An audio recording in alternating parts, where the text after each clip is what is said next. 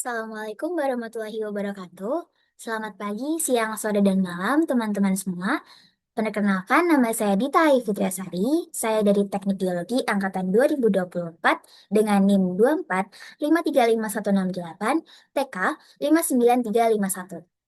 Pada kesempatan kali ini, saya akan mempresentasikan tentang provenance dari batuan sedimen silsiklastik untuk memenuhi mata kuliah petrografi untuk Petrogenesa. Sebelum ke penjelasan provenance, saya akan menjelaskan tentang definisi batuan sedimen siliciklastик.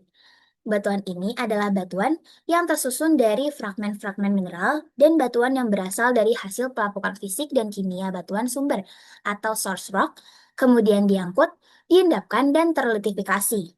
Komponen utamanya adalah mineral silikat seperti kuarsa, feldspar, mika, serta fragmen batuan atau litik fragments.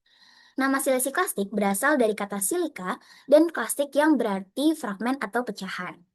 Berbeda dengan batuan sedimen karbonat yang materialnya berasal dari organisme hidup, silisi klastik berasal dari sumber terrigenous atau sumber yang berasal dari daratan. Nah, apa sih provenance itu? Jadi provenance adalah studi geologi untuk mempelajari asal-usul dan proses pembentukan batuan sedimen siliciklastик. Biasanya, provenance menggunakan alat analisis petrologi dan petrografi untuk mengetahui persentase fragmen yang dominan dari batuan tersebut, sehingga dapat ditentukan bagaimana serta di mana batuan sedimen siliciklastик itu berasal. Nah, biasanya batuan sedimen yang dianalisis pada sayatan tipis adalah batuan yang berjenis sandstone atau batu pasir.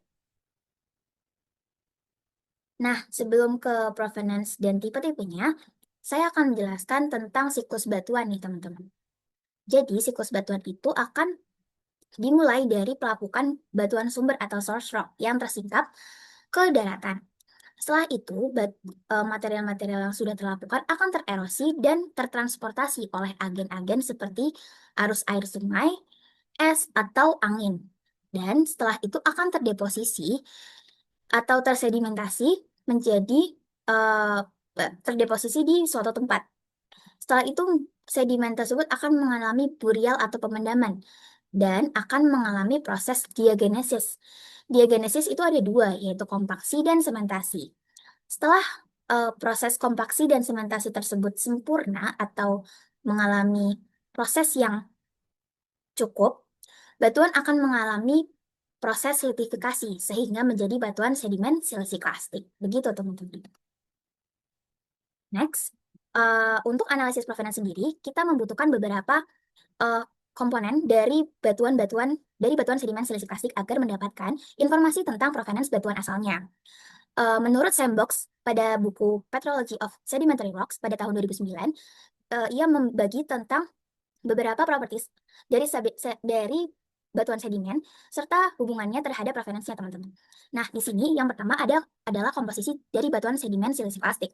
Apabila kita menganalisis batuan sedimen siliciklastик, kita akan mendapatkan informasi tentang kimia dan mineralogi batuan tersebut, sehingga kita dapat mengetahui litologi atau sumber material asalnya, dan dapat mengetahui bentuk paleoteknik yang membentuk batuan asal tersebut. Yang kedua, kita harus menganalisis tekstur dari batuan sedimen siliciklastик, sehingga kita dapat mendapatkan informasi tentang ukuran dan bentuk butirnya, apakah ukurannya pasir, kerikil, atau lanau dan hempung, serta bentuknya apakah dia rounded, masih subrounded, atau masih angular, teman-teman. Setelah itu, kita dapat mengetahui tentang iklim dari pembentukan batuan sumber tersebut, dan juga dapat mengetahui tentang pola gradasional dari ukuran dan bentuk sedimen, sehingga kita juga dapat mengetahui nih teman-teman lokasi dari batuan asal tersebut. Lalu di sini ada struktur sedimen. Nah, struktur sedimen ini penting banget untuk mengetahui bagaimana proses sumber batuan asal pada sedimen siliciklastик itu. Jadi, struktur sedimen ini akan menunjukkan orientasi susunan nih teman-teman, serta dapat menentukan paleocurrent patterns atau kenampakan bentuk arus purba. Dan kita akan mendapatkan lokasi of source area. Setelah itu di sini ada paleomagnetism dan facies relationship. Jadi kalau misal kita akan menganalisis suatu batuan sedimen siliciklastик dan kita mau mengetahui tentang provenance-nya, kita juga harus menganalisis lapisan-lapisan tiap batuan sedimen silicic plastik dan mengkorelasikannya terhadap batuan sedimen silicic plastik di sekitarnya, sehingga kita dapat mengetahui informasi lokasi of source areanya. Lalu yang terakhir kita harus mengetahui informasi tentang ketebalan lapisan dan volume sedimen silicic plastik, teman-teman, untuk mengetahui tentang seberapa besar atau ukuran dari daerah sumber sedimennya, begitu. Nah, menurut Dickinson dan Susep pada tahun 1979, sumber asal tektonik batuan sedimen silicic plastik dapat dikelompokkan menjadi 3 tipe, yaitu continental blocks, magmatic arcs, dan recycled orogens. Nah, Dickinson dan Susep ini membagi 3 tipe ini dan menggambarkan secara ternary diagram atau diagram segitiga, dan seperti pada gambar. Dan biasanya ini akan menjadi 2 tipe, yaitu tipe total quartz grains dan monocrystalline quartz. Nah, yang pertama adalah continental block setting. Pada setting tektonik ini mencakup blok basement atau batuan interior dari kerak benua yang terekspos akibat uplift atau tektonik seperti sesar. Pada continental block setting ini dibagi menjadi 3 tipe, teman-teman. Yang pertama adalah keraton interior. Keraton itu apa sih? Jadi keraton adalah bagian dari kerak benua yang stabil. Dan batuan sumber dapat berupa granit atau gneiss. Memiliki produk sedimen berupa mineral yang cenderung resisten seperti kuarsa, sehingga batuan yang menjadi produk setting tektonik ini adalah quartz arenite. Jadi, Dickinson dan Sozek akan menaruh keraton interior di sini mendekati presentasi kuarsa hampir 100% karena produk-produk setting tektonik ini adalah kuarsa.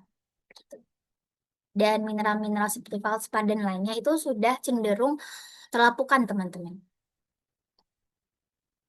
Yang kedua adalah uplifted basement block. Jadi, batuan asalnya terbentuk ketika basement benua mengalami pergeseran blok patahan, sehingga memiliki karakteristik sedimen yang didominasi oleh mineral feldspar.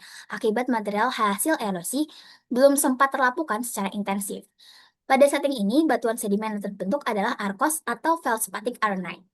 Di diagram Sozek dan Dickinson ini, basement uplift di plot di dekat persentase mendekati 100% feldspar, karena di sini material hasil erosi belum sempat terlakukan secara intensif. Jadi, beberapa mineral seperti feldspar itu masih terdapat pada material sedimennya. Lalu selanjutnya ada ini yang ketiga, maaf. Lalu ada transitional continental. Lingkungan ini terletak di antara keraton yang stabil dan daerah organik aktif. Batuan asalnya terbentuk dari kombinasi material keraton dan wilayah yang aktif secara tektonik. Material yang ditemukan biasanya mengandung banyak fragmen batuan dan mineral feldspar dan lebih stabil daripada material organik aktif. Komposisi batuannya sangat beragam akibat proses transportasi dan deposisi di lingkungan transisi. Lalu ada tipe recycled orogen. Nah, sedimen di lingkungan ini berasal dari perombakan batuan di zona subduksi. Ciri khas litologi yang dihasilkan dari tektonik setting ini adalah terdapat kuarsa polikristalin dengan extinction angle atau sudut 8 yang bergelombang pada pengamatan petrografi. Dan itu ada menunjukkan asal-usul dari batuan metamorfik. Hal ini mencerminkan siklus geologi di mana batuan mengalami perombakan dan diangkut kembali sebagai material sedimen. Makanya namanya recycled ya, teman-teman. Lalu ada tipe magmatic arcs. Lingkungan ini terbentuk di zona subduksi. Aktivitas vulkanisme intens terjadi akibat lempeng tektonik yang saling bertumbukan. Setting ini dibagi menjadi 3, yaitu undissected arc provenance, dissected arc provenance, dan transitional arc provenance. Nah, di undissected arc provenance akan menghasilkan sedimen atau batu pasir yang mengandung plagioclase feldspar, fragmenitic, dan kuarsa tanpa inklusi dari akal subvulkanik. Sedimen vulkanik plastik terutama berasal dari dataran tinggi vulkanogenik dengan erosi terbatas pada busur vulkanik aktif. Nah, tipe yang kedua menghasilkan feldspar, fragmen litik non-vulkanik, dan banyak kuarsa plutonik dengan inklusi nih, teman-teman. Batuan ini berasal dari daerah vulkanik yang mengalami erosi intens. Lalu yang ketiga, berasal dari daerah transisi antara pembentukan busur vulkanik aktif dan fase disersi. Sedimen ini terbawa dari busur vulkanik menuju daerah di mana erosi dan pelapukan sudah dimulai. Jadi ini adalah daftar pustaka yang saya gunakan dalam penyusunan presentasi ini.